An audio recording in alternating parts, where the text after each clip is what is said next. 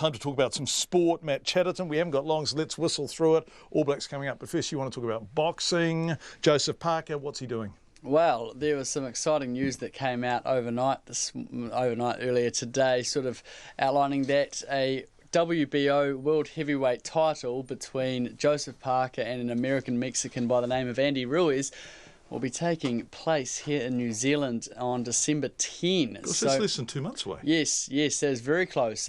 Joseph Parker likes to keep himself very busy, so this makes sense for him to be fighting this again so soon after his last fight, which was only a few weeks ago. Title fight? It is a title fight. This is the first time that a New Zealand boxer has gone up for a title fight in 16 years. The last time, David Tua versus Lennox Lewis. Yes. So this time it's going to be in New Zealand's own backyard, given that both signed the contract. But from Andy Ruiz's camp, apparently he has already signed the contract, and so it's now up to Parker's team to get that across the line. They're currently in America trying to finalise that. They've secured TV rights deals.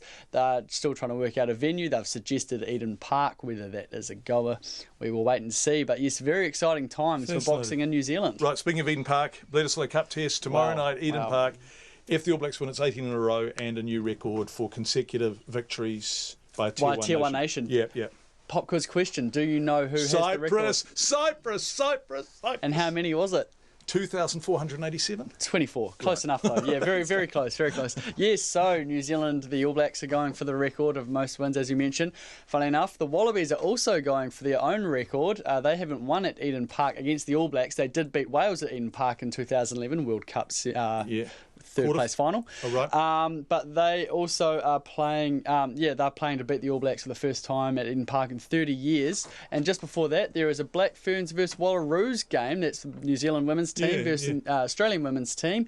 And if that goes the New Zealand's way, that'll be the 14th time in a row that they've beaten Australia. So they still haven't been beaten by Australia yet. So, yeah, some very exciting stuff coming up. You were at the Australian coach, Michael Cheika, today. You were at his media conference, were you, Matt? Yes, I sure was. Yes, I caught up with Michael Cheika, the Australian Wallabies coach, and Stephen Moore.